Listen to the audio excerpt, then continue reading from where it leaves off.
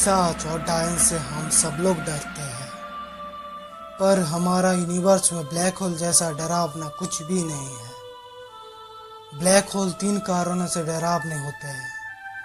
यदि आप किसी तरह मरने के टाइम ब्लैक होल में गिर जाते हैं तो आपका चकनाचूर हो जाएगा, आपको टुकड़ा टुकड़ा कर दिया जाएगा। इसके अलावा हमारे गैलेक्सी के सेंटर में देखा जाने वाला विशाल आकार का ब्लैक होल है, जिसमें एक अतृप्त भूख है। जो भी उसके आमने सामने रहता है बिना देर किए निगल लेता है। एक पिशाच जैसे शरीर से खून चूस के मार डालता है। ठीक ऐसे ही ब्लैक होल अपने सामने जो भी ऑब्जेक्ट्स रहता है उस ऑब्जेक्ट के सब एनर्जी शोषण करके अपने अंदर समा लेता है। और ब्लैक होल एक ऐसा जगह है जहां फिजिक्स के कोई भी नियम लागू नहीं होता है। मोस्ट ऑफ द टाइम ये इनएक्टिव रहता है, पर जब ये एक्टिव हो जाता है तब उसके आमने सामने जो भी स्टार्स और गैसेस रहते हैं खा लेते हैं। मुझे लगता है हमारे ब्रह्मांड और हमारे ब्रह्मांड में जो कुछ भी है उनसे अच्छा फैसिनेटिंग और मिस्टीरियस वस्तु कुछ भी नहीं है। उनमें से मोस्ट मिस्टीरियस है black holes.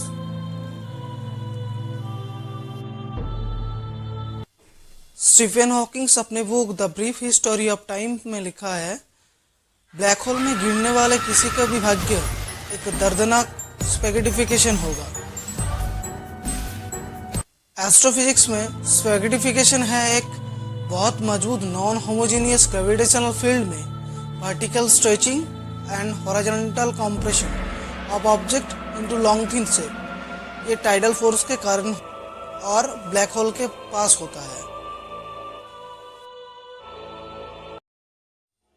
Black hole space time की ऐसा जगह है जहां गुरुत्वाकर्षण इतना मजबूत है कि कोई भी पार्टिकल्स या यहाँ तक इलेक्ट्रोमैग्नेटिक रेडिएशन जैसे प्रकाश इससे बच नहीं सकता है। The theory of general relativity के अनुसार सफिशिएंटली कॉम्पैक्ट मास ब्लैक होल बनने के लिए स्पेस टाइम को विकृत कर सकता है या डिफॉर्म कर सकता है।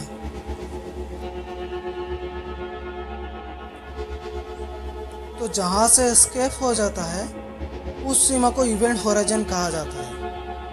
हालांकि इस पर किसी भी वस्तु के भाग्य और परिस्थितियों पर इसका व्यापक प्रभाव पड़ता है, लेकिन थियोरी ऑफ जनरल रिलेटिविटी के अनुसार इसमें स्थानीय रूप से पता लगाने योग्य कोई भी विशेषता नहीं है। कई मायनों में एक ब्लैक होल एक आदर्श ब्लैक बॉडी की तरह काम करता है, कारण ये किसी भी लाइट रिफ्लेक्ट नहीं करता है। कर्व स्पेस टाइम के क्वांटम फील्ड थ्योरी प्रेडिक्ट करता है इवेंट होराइजन से एक कंटिन्यूअसली रेडिएशन निकलता है। स्टीफन हॉकिंग्स ने इस रेडिएशन का खोज दिया था, इसलिए इस रेडिएशन को हॉकिंग्स रेडिएशन कहा जाता है।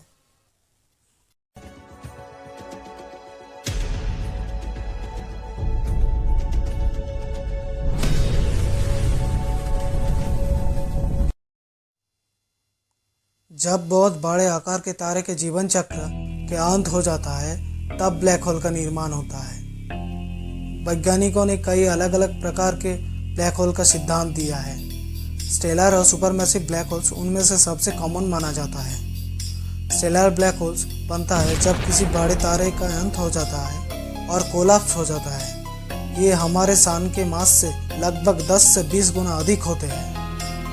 और सुपरमैसिव ब्लैक होल्स विशाल आकार के होते हैं, जिनकी तुलना हमारे सन से मिलियंस या यहाँ तक बिलियंस गुना अधिक विशाल होते हैं। स्टेलर ब्लैक होल बनने के बाद ये अपने सराउंडिंग से मास एब्जॉर्ब करके विकसित होते हैं और एक मिलियंस मास के सुपरमैसिव ब्लैक होल बनने के लिए आदर्श स्टार को शोषण करता है। और इसके अलावा आदर्श कोई भी ब्लैक होल्स के साथ मार्च करता है।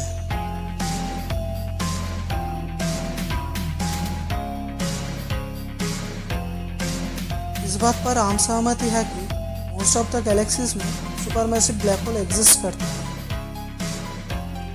ब्लैक होल इनविजिबल है क्योंकि वहाँ इतना अंधेरा होता है इसको कोई भी टेलीस्कोप या कोई भी यंत्र से दिखाई नहीं देता है। यूनिवर्स में प्रेजेंस नहीं जाना जाता है। इस कारण से ब्लैक होल के प्रेजेंस अनुमान किया जाता है कोई भी मैटर के इंटरेक्शन होने से और इलेक्ट्रोमैग्नेटिक रेडिएशन से। ब्लैक होल पर गिरने वाले कोई भी पदार्थ या ऑब्जेक्ट के फ्रिक्शन से गर्म होने वाले बाहरी एक्रेशन डिस्क का निर्माण होता है।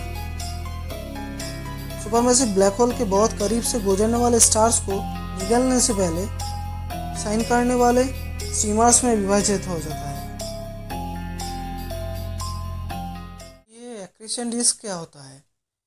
एक्रेशन डिस्क एक ऐसा संरचना होता है जो एक विशाल केंद्रीय शरीर के चारों ऑर्बिटल मोशन में घूमने वाले डिफ्यूज मटेरियल से बना होता है। और ये जो ब्लैक होल के सेंट्रल बॉडी होता है वो स्टार्स होते हैं। फ्रिक्शन, मैग्नेटोहाइड्रोडायनेमिक और अदर फोर्सेस एक्रेशन डिस्क में परिक्रमा करने वाले मटेरियल्स को सेंट्रल बॉडी की ओर स्पाइरल करने के लिए, या बोला जाए तो सेंट्रल बॉडी की ओर घूमने के लिए अस्थिरता पैदा करता है। ग्रेविटेशनल और फ्रिक्शनल फोर्सेस एक्रेशन डिस्क के चारों ओर घूमने वाले मटेरियल्स के टेम्परेचर कभी घटाता है कभी बढ़ा देता है, जिसके वजह से इलेक्ट्रोमैग्नेटिक रेडिएशन निकलता है। इस रेडिएशन का फ्रीक्वेंसी रेंज कितना होगा ये निर्भर करता है सेंट्रल बॉडी के मास पर। मतलब ब्लैक होल के सेंट्रल बॉडी के मास पर ये रेडिएशन रेंज डिपेंड करता है। जितना ज़्यादा मास वाला सेंट्रल बॉडी होगा उतना ही एक्रेशन डिस्क फैला हुआ रहेगा।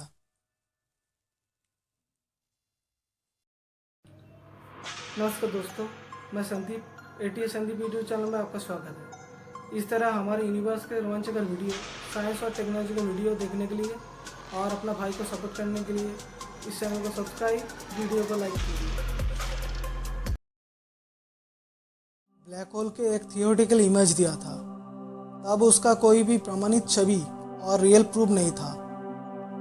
बहुत सालों बाद वैज्ञानिकों ने हमारे मिल्की वे गैलेक्सी में मौजूद इवेंट होराइजन टेलीस्कोप से एक ब्लैक होल का खोज मिला। 10 अप्रैल 2019 ब्लैक होल और उसके आसपास के पहला प्रत्यक्ष छवि प्रकाशित की गई थी, जिसका नाम दिया गया था मिसाइल 87S। और अब तक खोजे गए सबसे बड़े ब्लैक होल के वेट हमारे सन के मास से लगभग 40 बिलियन टाइम्स, या बोला जाए तो हमारे सोलर सिस्टम के जितना आकार है उससे 20 गुना बड़ा है ये।